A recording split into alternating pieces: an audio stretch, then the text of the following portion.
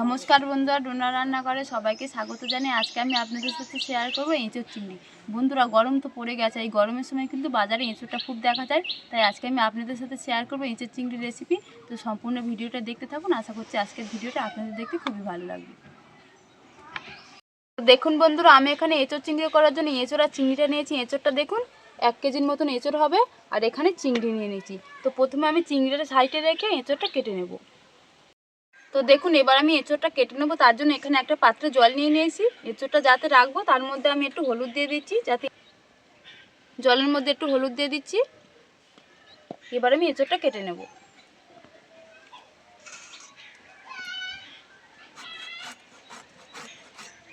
এঁচোড়টা দেখুন একদম কিন্তু কচি।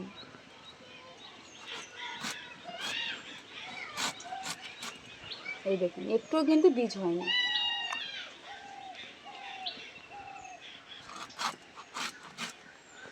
এবারে গাছ যেই কাঁটাগুলো আছে এগুলো বেশি করে ছাড়িয়ে নেব আমি।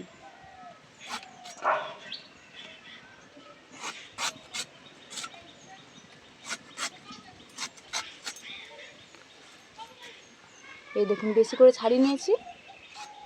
এবার ছোট ছোট টুকরো করে নিয়েছি। এবার হলুদ জলের মধ্যে দিয়ে দিচ্ছি। বাকি এঁচোড়টা আমি একই রকম করে ছাড়িয়ে নেব।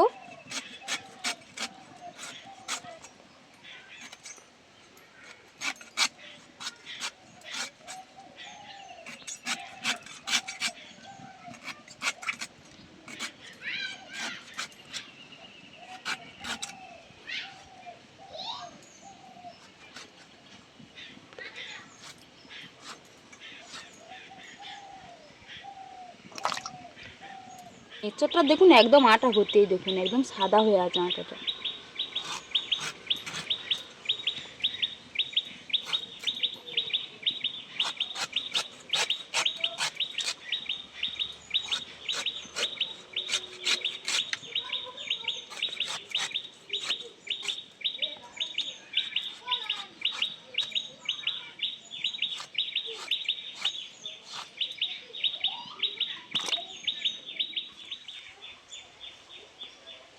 দেখুন এঁচোড়টা আমার কাটা হয়ে গিয়েছে। এবার দুটো আলু আমি কেটে নিচ্ছি।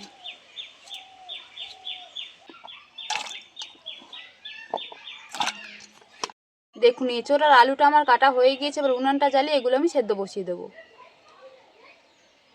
এঁচোড়টা সেদ্ধ করার জন্য উনানটা জ্বালিয়ে নিয়েছি। আবার কড়ার মধ্যে জল দিয়ে দিচ্ছি।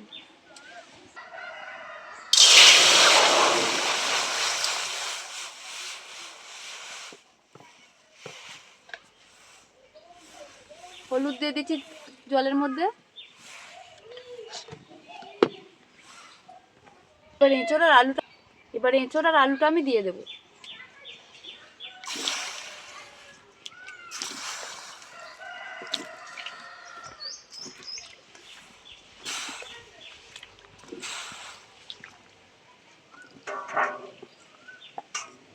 এবার আলুটা দিয়ে দিচ্ছি।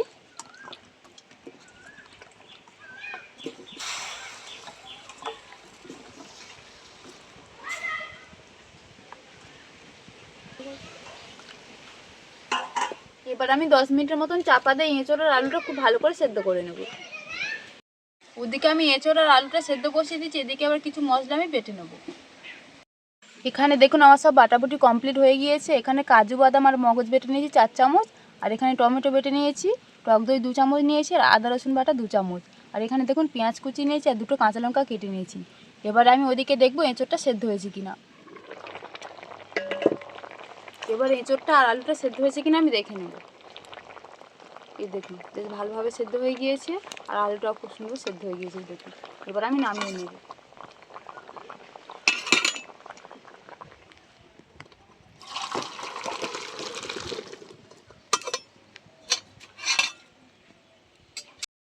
এখানে আমার এঁচোড় আর আলুটা সেদ্ধ হয়ে গিয়েছে। এবার এঁচোড় আর আলুটা আমি তেলের মধ্যে ভেজে নেবো। তার জন্য কড়ার মধ্যে তেল দিয়ে দিচ্ছি। তেলটা আবার খুব ভালো করে আমি গরম করে নেব।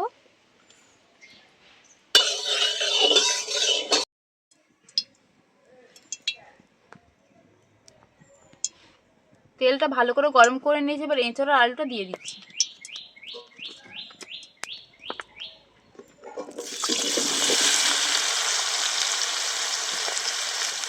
এবারে খুব ভালো করে আমি ভেজে নেব।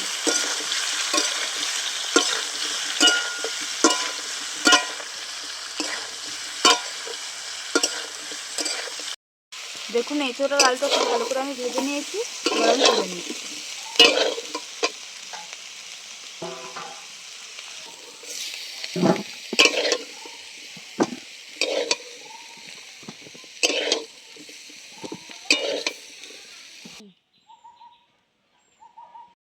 এঁচোড় আর আলুটা আমার ভাজা হয়ে গিয়েছে, এবার চিংড়িটা ভেজে নেবো। তার জন্য কড়ার মধ্যে তেল দিয়ে দিচ্ছি।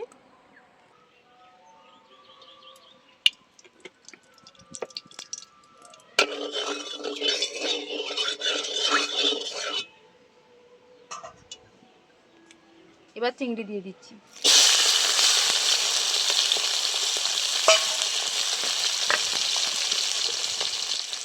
নুন দিয়ে দিচ্ছি চিংড়ির মধ্যে, সামান্য একটু হলুদ গুঁড়ো দিয়ে দিচ্ছি। এবার ভালো করে ভেজে নেব।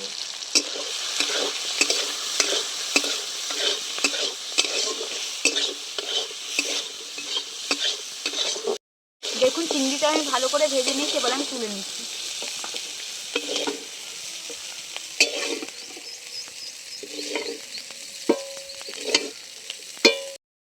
দেখুন এদিকে আমার এঁচোড় আর আলুটা ভাজা হয়ে গেছে, আর চিংড়িটাও ভাজা হয়ে গিয়েছে। এবার তরকারিটা বানিয়ে নেবো। তার জন্য কড়ার মধ্যে তেল দিয়ে দিচ্ছি।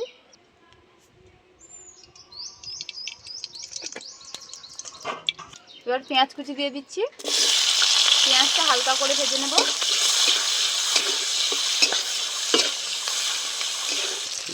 পেঁয়াজের মধ্যে অল্প করে জিরের ফোড়ন দিয়ে দিচ্ছি।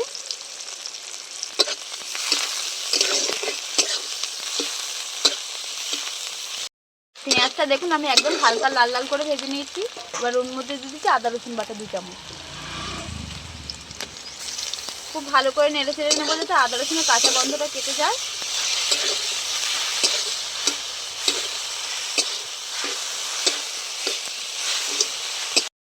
আদা রসুনটা দিয়ে খুব ভালো করে নেড়ে চেড়ে নিচ্ছি, আর কাঁচা গন্ধটাও কেটে গিয়েছে। এবার দিয়ে দিচ্ছি টমেটো বাটা।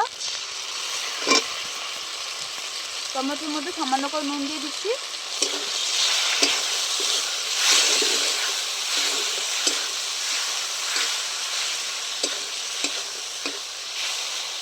এবার টমেটোর বাটাটা দিয়ে খুব ভালো করে নেড়ে চেড়ে নিয়েছে, টমেটোর কাঁচা গন্ধটাও কেটে গিয়েছে। এবার মশলার উপকরণগুলো দিয়ে দেবো। প্রথমে দিয়ে দিচ্ছি নুন, ধনে গুঁড়ো দিয়ে দিচ্ছি, জিরে গুঁড়ো দিয়ে দিচ্ছি, কাশ্মীরি লঙ্কার গুঁড়ো 1 চামচ নিয়েছি দিয়ে দিচ্ছি, লঙ্কার গুঁড়ো, হলুদ গুঁড়ো। সব কিছু মশলার উপকরণ আমার দেওয়া হয়ে গিয়েছে। এবার একটু নেড়ে নেবো। নিয়ে মশলাটা যাতে না পুড়ে যায় তার জন্য একটু জল দিয়ে দিচ্ছি টমেটোর জায়গাটা দিয়ে।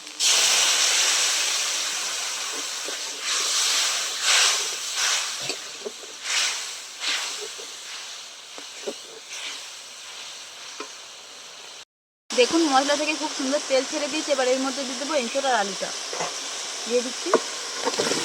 এবার ভালো করে কিছুক্ষণ কষিয়ে নেবো।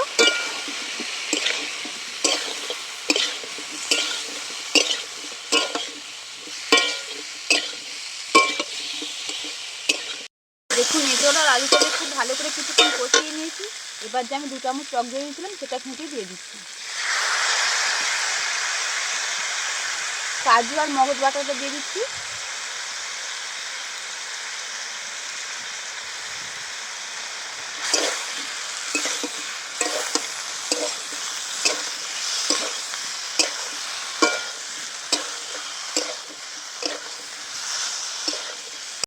দেখুন সব কিছু উপকরণ দিয়ে খুব ভালো করে আমি কষিয়ে নিয়েছি। এবার দিয়ে দিচ্ছি চিংড়ি ভাজা।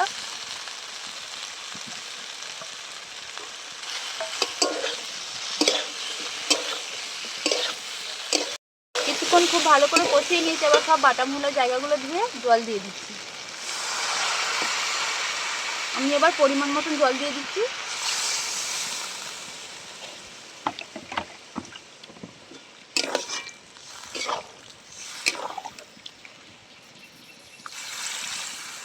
দেখুন আমি পরিমাণ মতন জল দিয়ে দিয়েছি। এবার 10 মিনিট চাপা দিয়ে খুব ভালো করে আমি রান্না করে নেব।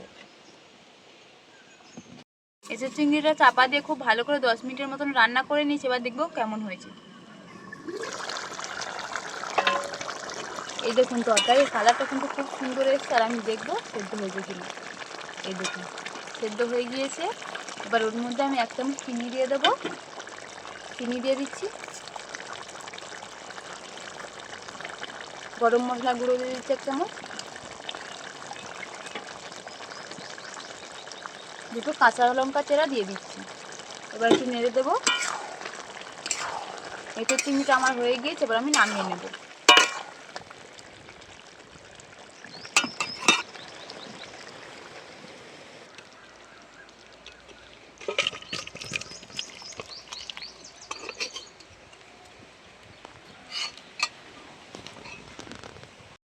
বন্ধুরা, আমার কিন্তু এঁচোড় চিংড়ি তরকারিটা একদম রেডি হয়ে গেছে। আর দেখুন কত সুন্দর হয়েছে।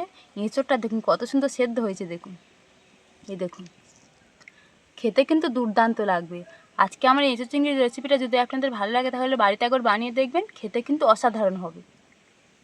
আজকে আমার এই এঁচোড় চিংড়ির রেসিপিটা যদি আপনাদের ভালো লেগে থাকে তাহলে ভিডিওতে একটা লাইক করবেন।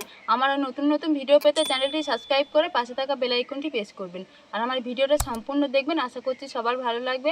আজকের মতন ভিডিওটা এখানেই শেষ করছি, দেখা হচ্ছে পরের ভিডিওতে।